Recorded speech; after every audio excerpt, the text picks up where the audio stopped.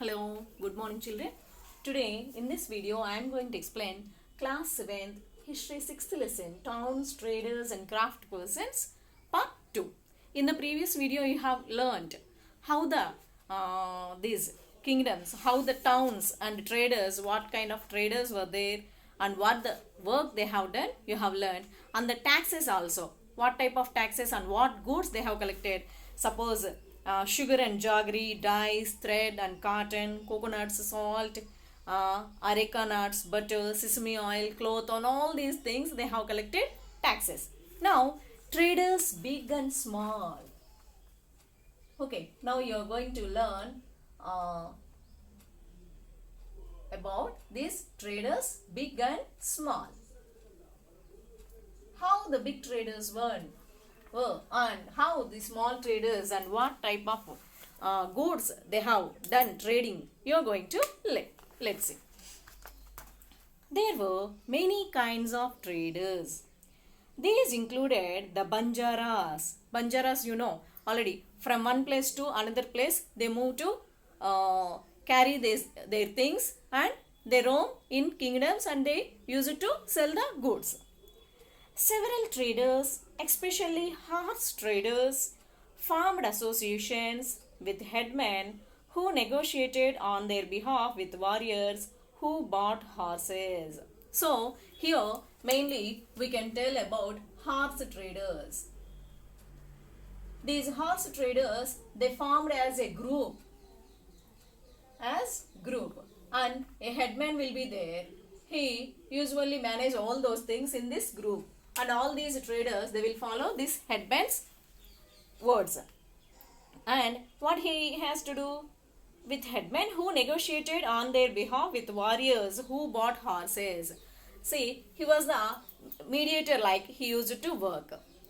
These horses, for what purpose horses, you know already. Horses were used for in the battlefield to yoke chariots and all those. No? So, those warriors, they used to buy the horses.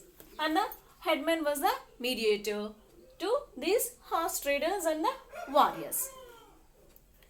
Since traders had to pass through many kingdoms and forests, they usually traveled in caravans and formed guilds to protect their interests. So, as they have to move from one kingdom to another kingdom to sell these horses, they formed as groups and they formed guilds. Guilds means group, caravans.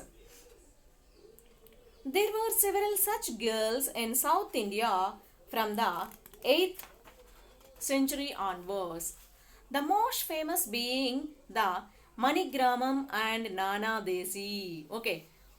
So, through these, what are they? Manigramam,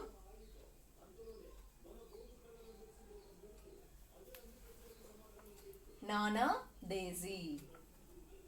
Okay. These two. Manigramam and Nana Desi. Such guilds in South India from here, guilds means some points, specific places, in which places they formed all these famous. So, that area is famous for horses. In those places, those traders, horse traders will come and sell their horses. Like that, guilds were there. In those guilds, Manigramam and Nana Desi were two important guilds. These guilds traded extensively both within the peninsula and with Southeast Asia and China. So, to these places within the country and out of the country. From where? Southeast Asia and China. From there also, these traders, those who want to buy horses, they come to these two places and they use it to buy horses from these two Manigramam and Nana Desi guilds. There were also communities like the Chettiars and the Marwari Oswal who went on to become the principal trading groups of the country. So, here they have given two more traders groups. Who were they? Chettiars and Marwari. Chettiar and Marwari.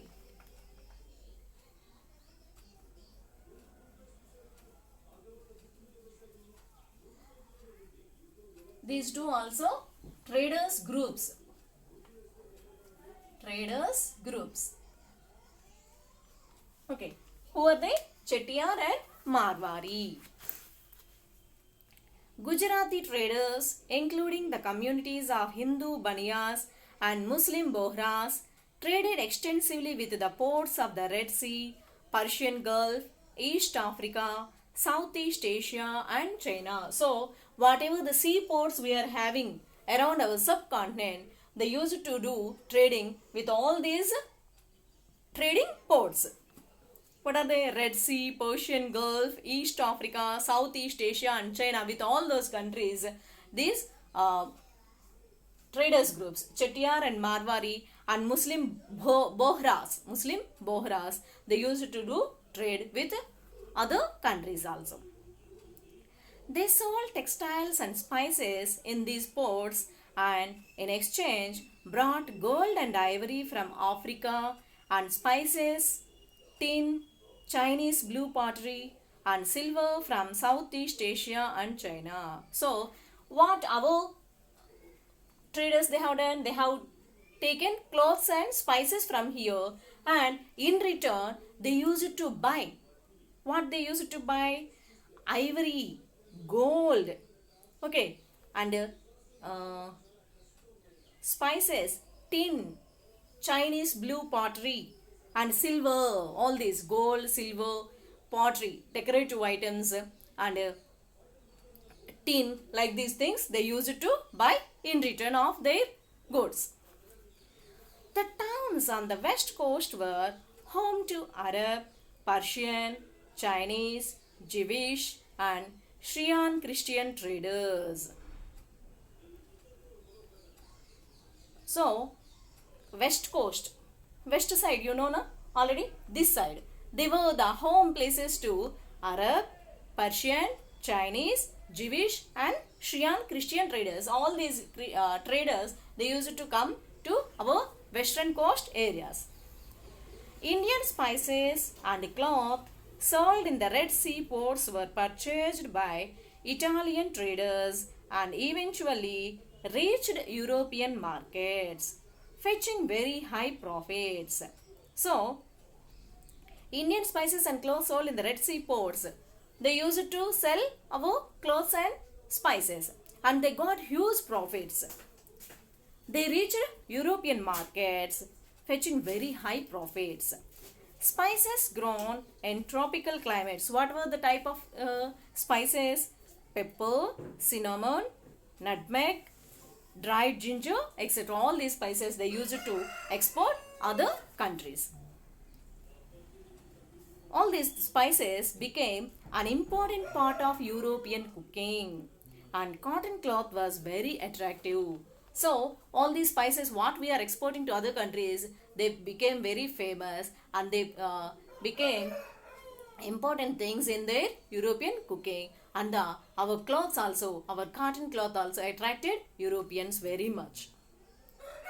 This eventually drew European traders to India. So, once they have observed our spices and our cloth market, they were attracted by this trade. We will shortly read about how this changed the face of trading and towns.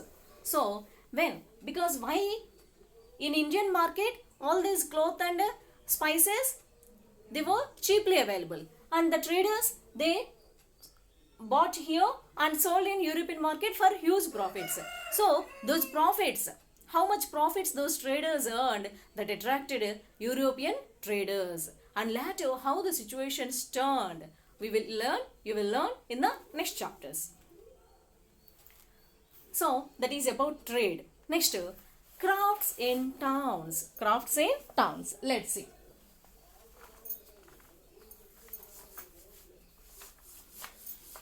Trade only they have explained very briefly, children. That remaining how that changed everything you will learn in 8th class. How the European companies came to our India from trade to territory. That means occupying our Indian territory. How it turned, what the situations led, everything you will learn in 8th class. Now this much enough for you. Now you are going to learn crafts in towns. How the craft persons, what were the lives of craft persons and what type of crafts they have done. You are going to learn. See.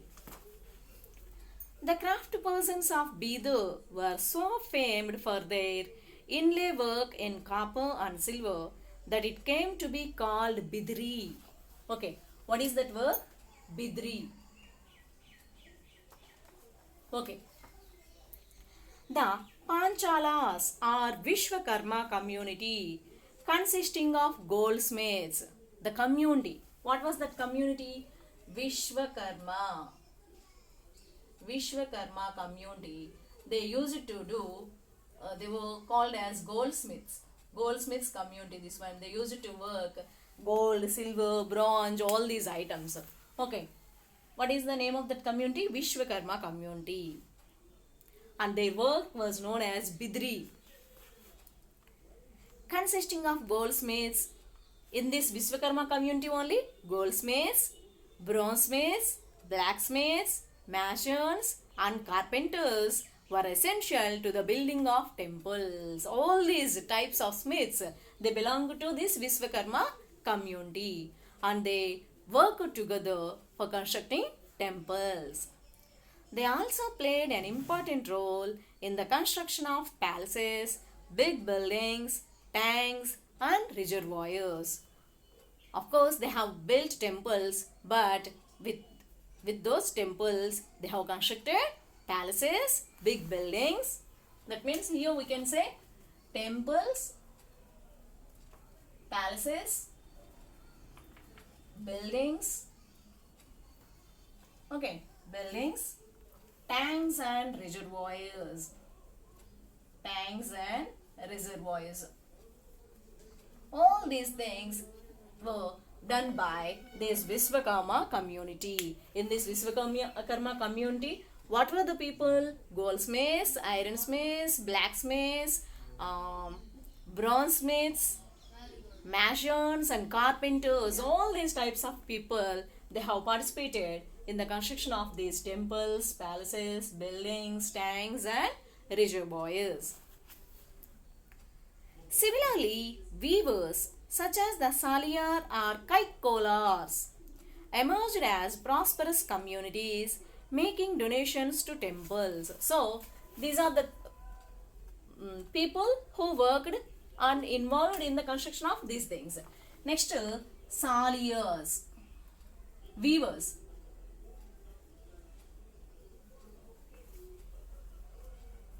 There was other community who were there, weavers, and in these weavers two types of people were famous. Saliyars or Kaikkolars.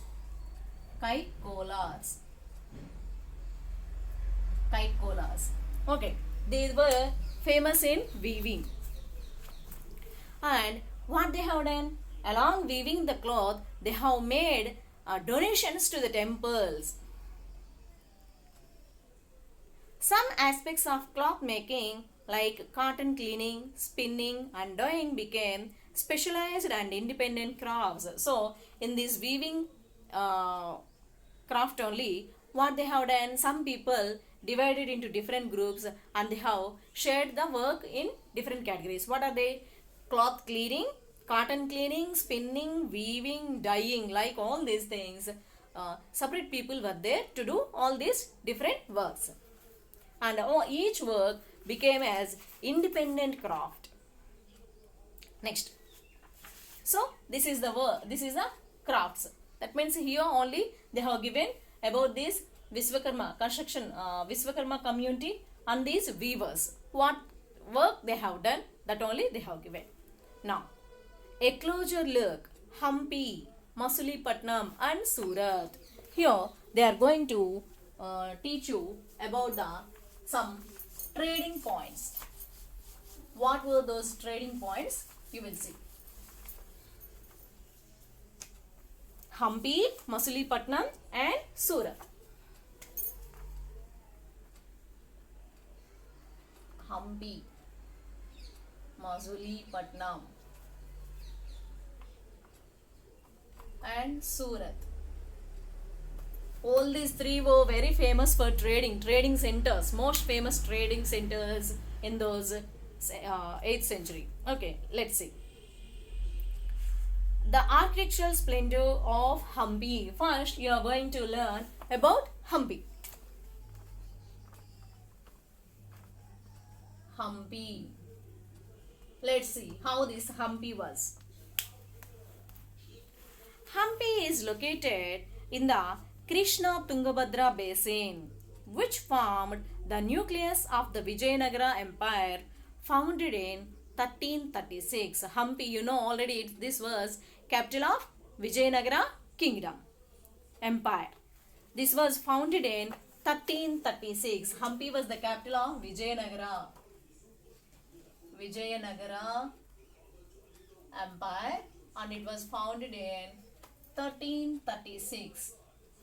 Okay, Hampi was the capital of Vijayanagara Empire, Vijayanagara kings, and it was founded in 1336.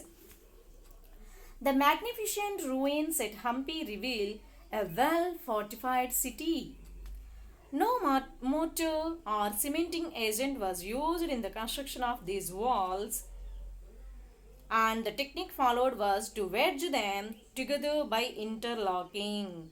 See, here they have given picture also, children, without any cement. They have how they have constructed this kingdom, palace. See, all those bricks were interlocked with each other. You can't see any cement or limestone in between the bricks. Yes or not? The architecture of Hampi was distinctive.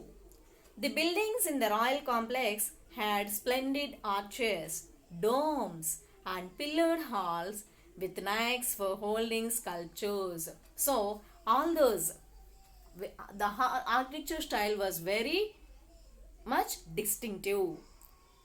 The buildings in the royal complex had splendid arches, arch shape, you know already, dome shaped, how the Mughal buildings, like dome shaped constructions, like this.